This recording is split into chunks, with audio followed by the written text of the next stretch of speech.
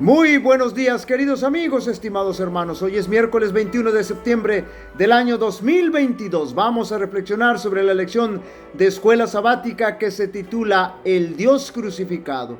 La cruz no era un instrumento precisamente de muerte, sino de tormento y martirio, totalmente de agonía. Era una muerte lenta que iba generando abundante sufrimiento, pero también era un instrumento de vergüenza y oprobio, porque en la cruz solo terminaban muriendo los peores delincuentes y criminales. Recordemos que los romanos son representados en la profecía por el hierro, un metal duro y letal. De ahí que ellos se caracterizaran por ser sanguinarios y crueles. Inventaron esa terrible forma de ejecutar a quienes lo buscaban. Pero sí debemos enfatizar que ser condenado a la cruz era una manera horrible de morir. Y por todo eso tuvo que pasar nuestro Señor Jesucristo, sin deberla ni temerla. Esa experiencia que vivió nuestro Salvador, bien la podemos titular el Dios crucificado. No podemos minimizar los hechos crueles e inhumanos de la cruz, pero como decíamos ayer, lo que más dolor le causó a nuestro Salvador fue el tremendo peso de pecado que llevaba sobre sí mismo, los pecados de todo el mundo. Meditemos en los siguientes textos bíblicos. Sin duda alguna, muy pocos comprendieron lo que sucedía en torno a la muerte de nuestro Señor Jesucristo. Gracias a Dios que nosotros sí entendemos todo lo ocurrido y su gran significado en relación a la muerte de Jesús. Tristemente, la gente no entendió lo ocurrido ese viernes cuando Jesús fue crucificado.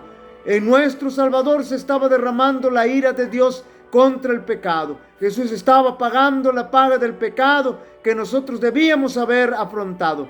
Y como podemos entender, la paga del pecado es muerte, es decir, la muerte eterna, la perdición eterna, y con la segunda muerte, y con su muerte vicaria nosotros tenemos acceso al trono de la gracia de nuestro Dios y ser candidatos a la salvación eterna. Y desde la hora sexta hubo tinieblas sobre toda la tierra hasta la hora novena. Y aquí el velo del templo se rasgó en dos de arriba abajo, y la tierra tembló y las rocas se partieron, y se abrieron los sepulcros, y muchos cuerpos santos que habían dormido se levantaron. Tremenda declaración bíblica, tremendo mensaje profético que tuvo cumplimiento en ocasión de la pasión y la muerte de Cristo.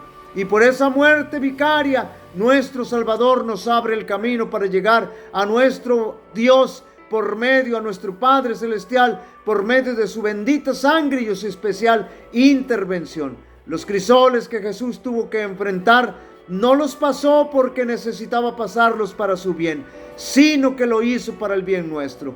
Cuando Jesús, pendiente de la cruz, exclamó: consumado es, el velo del templo se partió en dos de arriba abajo para indicar que Dios ya no atendería a los sacerdotes en el templo, ni aceptaría sus sacrificios y ritos, y también para demostrar que el muro de separación entre los judíos y los gentiles se había derribado.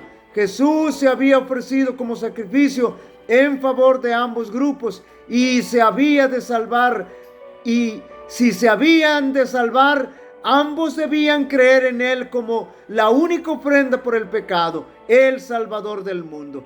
Cuando el soldado atravesó con la lanza el costado de Jesús mientras pendía de la cruz, salieron dos raudales distintos, uno de sangre y el otro de agua. La sangre era para lavar los pecados de aquellos que creyesen en su nombre, y el agua había de representar aquella agua viva que se obtiene de Jesús para dar vida al creyente.